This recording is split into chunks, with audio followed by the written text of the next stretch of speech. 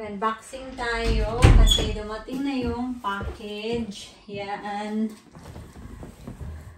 So, ngayon ko lang siya ma-open kasi ngayon lang ako nagka-time off from work.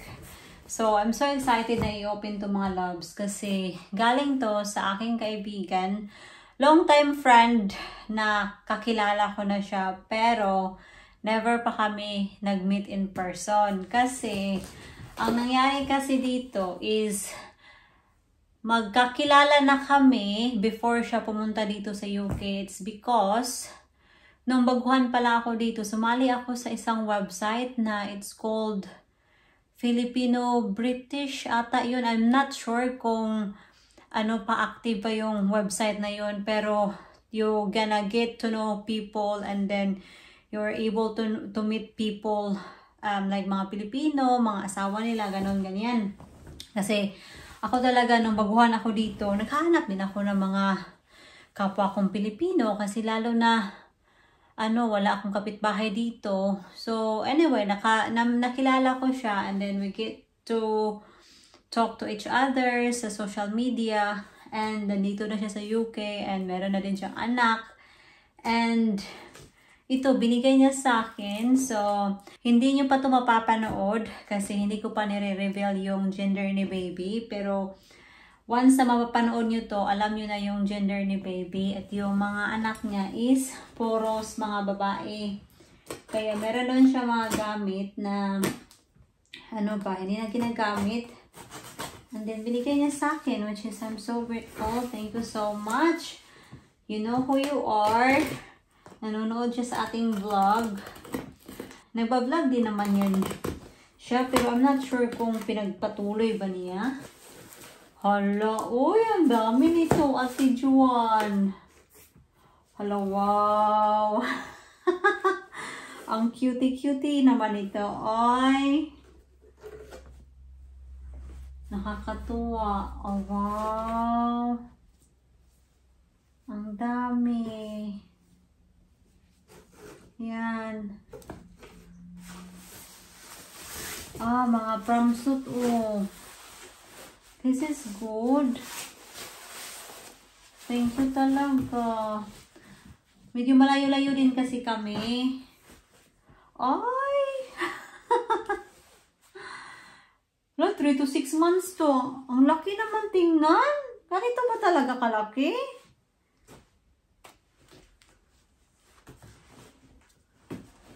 Ay! Kinikilig ako mga palangga. Kinikilig ako sa mga pa-unboxing natin.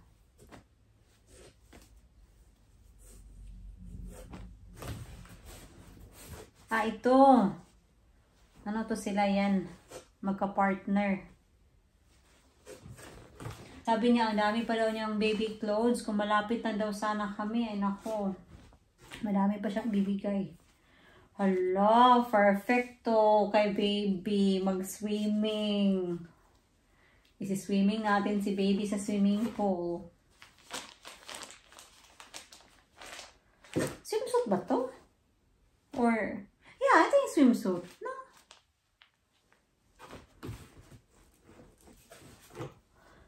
Hello, Katie. Ay, nako. Ang cute nito, oh. Tapos meron pang bib. Na-message ko na siya na-receive ko na yung package.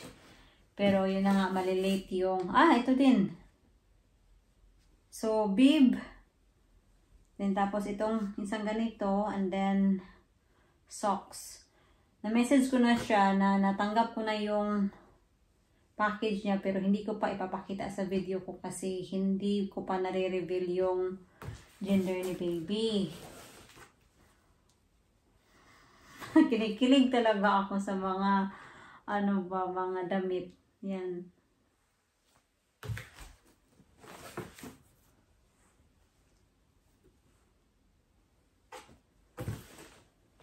Speechless ako mga loves kasi as I said, kinikilig ako pero at the same time, sobrang punong-puno ng puso ko. It's full of happiness. Na ma-imagine ko yung anak ko ba na, naglalakad na, ganito, ganyan na, ang bilis-bilis ng milestone. Hello, wow. So, mga ganito din, oh. 3 pair siya. Pang ano to? Up to 1 month. Ah, okay. So, ang kailangan kong gawin is i-separate ko or titingnan yung mga nare-receive ko ng mga damit from friends and colleagues. Ang gagawin ko, i-separate ko siya 0 to 3 months and then 6 to 12 months, mga ganun, para makita ko kung ano na yung meron ako. Kasi as I said, hindi nyo pa nakikita lahat. Hindi ko talaga binavlog lahat, but I got a lot of clothes, mga loves. A lot of clothes.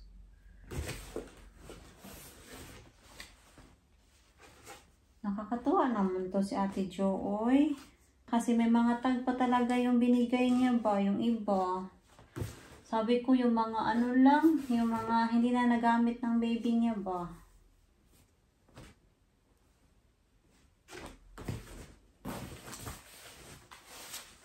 Another. Ano siya? Jacket. Akala ko suit. Yung ano to? Cardigan ata to para kay baby. Ang cute. Cardigan nga.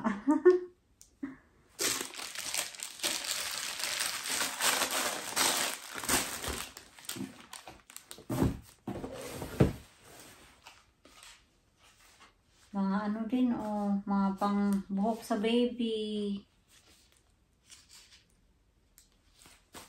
Sana yung, pang headband ata to. Yeah, pang headband ata to.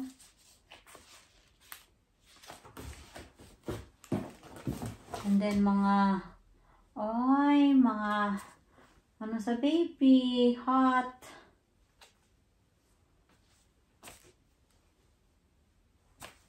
Thank you talaga, ate. And then itong,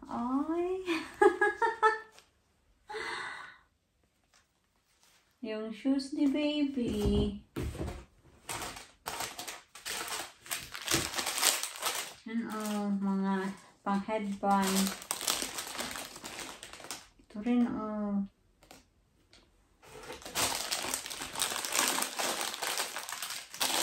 si ate kasi sobrang kikay nito. Yung mga anak niya, sobrang kikikay. Thank you talaga, ay.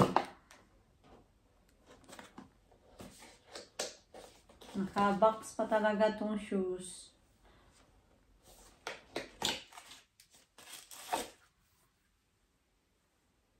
Zero to 3 months. Maiyak naman ako nito, eh. Thank you. Si baby gumagalaw-galaw. Matutuwa rin siya.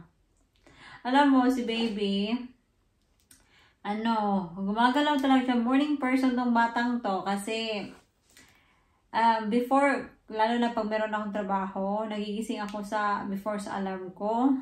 Nagganon-ganon na siya. Mapipil ko yung mga little kicks niya. Nagdadancing-dancing na siya sa tiyan ko. Dami nito ba? I'm so grateful sa iyo, Ate Jo. And thank you.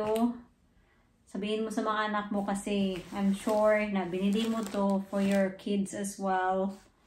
And yeah, I'm, proud ako sa mga mama na nag-let go ng mga bagay-bagay kasi I don't know, kasi yun na nga yung sabi ko, ako yung tao na sobrang mag-let go ng mga bagay-bagay. Nahihirapan ako mag-let go ng mga bagay-bagay kasi ako din naman, yes, halos nakikita niyo mga bigay sa mga colleagues, mga second hand. Meron din naman ako mga mga new things na binili para kay baby, pero hindi niyo pa nakikita. I don't know if I'm able to to let go some of those things. Yung mga talaga, yung mga binili ko personally para kay baby, but we'll see. Baka din, kasi pag lumaki na yung bata, hindi na naman magagamit, diba? But you keep those things for memories and for sentimental value. But kung may mga nangangailangan or may magkakaroon na naman ng baby, so ipapasa ko na lang din. Magtitira na lang ako ng konti para sa sarili ko, para for my own keeping, para kay baby, no? But yeah, alam nyo, no, nag-unboxing ako ng mga baby clothes, iba talaga yung amoy ba? Parang iba talaga. Hindi ko ma-explain. I don't know kung ako lang ba. But yeah, very happy. Thank you.